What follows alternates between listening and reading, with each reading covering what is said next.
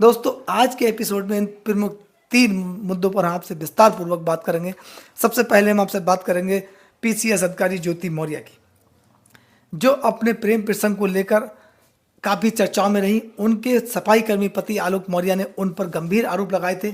मनीष दुबे के साथ अवैध संबंध का आरोप लगाया था, अवैध प्रेम प्रसंग का आरोप लगाया था। अब वहीं ज्योति मौर्य पर भ्रष्टाचार और अवैध लेन देन का भी आरोप लगाया था। 33 करोड़ की डायरी का भी जिक्र किया था आलोक मौर्य ने, जिसमें ज्योति मौर्य ने अपने अवैध लेन देन का लेखा जोखा रखा था दोस्तों। लेकिन आलोक मौर्य ने अपने परिवार को बचाए रखने की दृष्टि से ऐन वक्त पर ज्योति मौर्य के खिलाफ जो शिकायत की थी, उसमें एविडेंस देने और अपने बयान दर्ज कराने से अपने आप को पीछे हटा लिया। लेकिन आलोक मौर्य ने जिस प्रकार से मीडिया के सामने कहा था कि आलोक मौर्य ये मीडिया के सामने रोते हुए कहते हुए नजर आए थे कि मेरी किसी भी समय हत्या हो सकती है। ज्योति मौर्य और मनीष दुबे, यानी कि ज्योति मौर्य के प्रेमी मनीष दुबे, पूर्व होमगार्ड कमांडेंट, मेरी हत्या कर सकते हैं, मेरी हत्या की साजिश रच रहे हैं और मेरी जान जा सकती है। मेरा परिवार जो है वो संकट में है और ज्योति मौर्य ने मेरे परिवार को कानूनी शिकंजे में इस प्रकार से फंसा दिया है कि मेरे वृद्ध माता पिता और मेरे भाई तमाम लोग इसमें पीड़ित हैं और झूठे मुकदमे लिखवा दिया है। अब ज्योति मौर्य मुझसे तलाक लेना चाहती है, जबकि मैंने ज्योति मौर्य को पढ़ने में काफ़ी सहयोग किया। मेरी सैलरी इतनी नहीं थी क्योंकि मैं सफाई कर्मचारी था, लेकिन उसके बावजूद भी मैंने ज्योति मौर्य का साहस नहीं तोड़ा और उसे आगे बढ़ाने के लिए अपना समय, पूरा सहयोग ज्योति मौर्य को दिया। लेकिन ज्योति मौर्य एसडीएम बन गई, उसके बाद बेवफा हो गई और उसने मुझसे बेवफाई की है और वो मुझे प्रताड़ित करती है, मुझे गाली गलौज करती है और इस प्रकार से अभद्र टिप्पणी करती है मेरे ऊपर कि मैं एक सफाई कर्मचारी हूँ और 2 कौड़ी का व्यक्ति, नंगा नीच, तमाम इस प्रकार के आलोक मौर्य ने बयान दिए थे और कुछ वीडियो और ऑडियो और व्हाट्सएप चैट भी आलोक मौर्य ने मीडिया को समक्ष प्रस्तुत किए थे। लेकिन दोस्तों इस पूरे प्रकरण में सबसे बड़ी बात यह थी कि मनीष दुबे और आलोक मौर्य के बीच जो आपसी मतभेद, जो टकरार थी, जो डर और दहशत था, जिस प्रकार से आलोक मौर्य घबराहट में थे कि वह दूर हो गई है।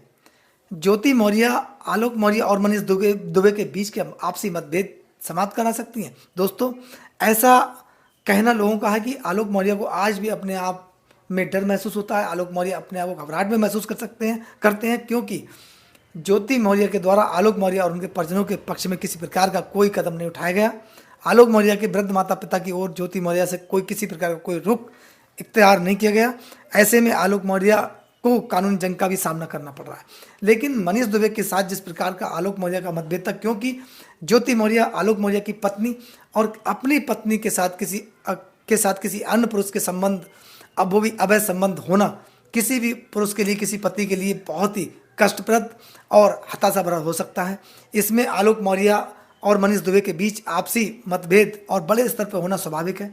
लेकिन ज्योति मौर्य ने आलोक मौर्य का पक्ष न लेकर मीडिया के सामने, हालांकि मीडिया के सामने बहुत कम ज्योति मौर्य आई, लेकिन आलोक मौर्य को ही दोषी बताने का काम किया। वहीं मनीष दुबे ने भी आलोक मौर्य का उपहास उड़ाने का काम किया। लेकिन एक सफाई कर्मचारी जिसने, चाहे वह ज्योति मौर्य हो चाहे मनीष दुबे हो, दोनों को बैकफुट पर लाकर रख दिया, उनको इस प्रकार से बेनकाब किया कि उनके जो अवैध संबंध और अवैध प्रेम प्रसंग के जो आरोप आलोक मौर्य ने लगाए थे, बकौल आलोक मौर्य कि किस जगह मिले, कब मिले, किस डेट को मिले, अपने पद से छुट्टी ली नहीं ली और जो उच्च प्रशासनिक अधिकारियों को बताए बिना अनावश्यक रूप से अपनी ड्यूटी पर रहते हुए जाना, ड्यूटी से हटकर, दोस्तों ये तमाम इस प्रकार गंभीर आरोप लगाए थे। इसमें ज्योति मौर्य और मनीष दुबे की मुश्किलें बढ़ना तय थी। हो सकता है ज्योति मौर्य और मनीष दुबे के खिलाफ एफआईआर दर्ज होती और इन दोनों को जेल जाना पड़ सकता था। इसीलिए कहा जाता है कि आलोक मौर्य जासूसों का बाप है, क्योंकि आलोक मौर्य ने जिस प्रकार से ज्योति मौर्य और मनीष दुबे को बेनकाब किया, वह उनके लिए बैकफुट पर लागने के बराबर था। लेकिन आलोक मौर्य ने उसके बावजूद भी अपने परिवार को बचाए रखने की दृष्टि से काफ़ी प्रयास किया और ज्योति मौर्य का सहयोग किया, लेकिन उस प्रकार से रिजल्ट ज्योति मौर्य की तरफ से नहीं आया। ऐसे में ये भी अटकलें हैं कि हो सकता है आलोक मौर्य अब मनीष दुबे और की पत्नी तनु पाराशर के साथ मिलकर पुनः, जिस प्रकार से मनीष दुबे की पत्नी ने मनीष दुबे के खिलाफ जो महिला होमगार्ड थी उस जांच में सहयोग किया था, मनीष दुबे उसमें दोषी पाए गए थे। इसी प्रकार आलोक मौर्य पुनः तनु पाराशर से संपर्क करने के बाद उनसे कानूनी मदद ले सकते हैं और दोनों ही मिलकर ज्योति मौर्य और मनीष दुबे की पुनः मुश्किलें बढ़ा सकते हैं। दोस्तों आगे हम आपसे बात करते हैं दिल्ली की आम आदमी पार्टी की। वह व्यक्ति जो एक कट्टर ईमानदार व्यक्ति, दिल्ली के सीएम अरविंद केजरीवाल, जिसका नाम आपने सुना, जिस पार्टी का नाम आजकल काफ़ी चर्चाओं में है, दोस्तों। लेकिन जो आम आदमी की पार्टी थी, आम आदमी का सहयोग करने वाली पार्टी थी, जिसका उदय भ्रष्टाचार की कोख से हुआ था, वह पार्टी इतने बड़े भ्रष्टाचार के दलदल में कैसे फंस गई, जिसके शीर्ष नेतृत्व के बड़े बड़े नेता जेल की सलाखों के पीछे हैं। स्वयं पार्टी के मुखिया अरविंद केजरीवाल भी सलाखों के पीछे हैं।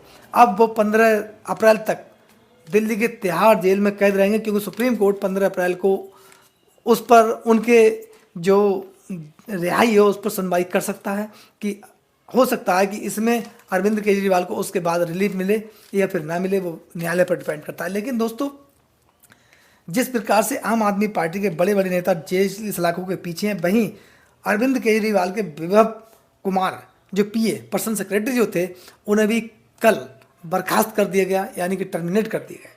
दोस्तों, ये अरविंद केजरीवाल को एक बहुत बड़ा झटका था। इससे पहले उनके एक मंत्री जिन पर 7 विभाग थे, और उन्होंने भी राजकुमार आनंद अपने पद से इस्तीफा दे दिया था, और उन्होंने कहा था कि आम आदमी पार्टी अब भ्रष्ट पार्टी हो चुकी है, इसमें अब बने रहना या इस प्रकार के लोगों को साथ देना अपने पद के अनुरूप नहीं है, और मैं इसमें सहयोगी, इस भ्रष्टाचार की दलदल में फंसे हुए लोगों का सहयोगी नहीं बन सकता, इसीलिए मैं अपने पद से इस्तीफा दे रहा हूँ।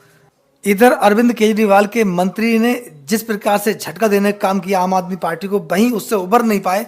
तुरंत अगले ही दिन अरविंद केजरीवाल के निजी सचिव विभव कुमार बर्खास्त कर दिए गए विजिलेंस विभाग के द्वारा, और विजिलेंस विभाग के द्वारा ये कहा गया कि इनकी जो नियुक्ति है वो नियमों का पालन करके नहीं की गई, अर्थात विभव कुमार की जो नियुक्ति है वो अवैध है। और वहीं 2007 के एक प्रकरण में वांछित है विभव कुमार। अब इनकी बर्खास्तगी हो चुकी है। हालांकि 8 अप्रैल को ईडी विभव कुमार से पूछताछ कर चुकी है, लेकिन अरविंद केजरीवाल और जो जेल की सलाखों के पीछे हैं, जो इस भ्रष्टाचार की दलदल में फंसे हुए हैं, जिन पर इतने बड़े गंभीर आरोप हैं, उनकी मुश्किलें बढ़ने वाली, क्योंकि घबराहट में है पूरी टीम कि ये पूरा प्रकरण अगर सीबीआई के हवाले हुआ और सीबीआई ने इसमें एक्शन लिया, तब आने वाले समय में आम आदमी पार्टी और इसमें दोषियों के खिलाफ बड़ा एक्शन होगा और बड़ी कार्रवाई होगी, यानी कि आम आदमी पार्टी भी संकट में हो सकती है। दोस्तों, इस पर आपकी क्या राय है? अपनी राय हमें कमेंट्स बॉक्स में जरूर दें। आपके प्यार और सहयोग के लिए आपका बहुत बहुत धन्यवाद। नमस्कार, जय हिंद, जय भारत।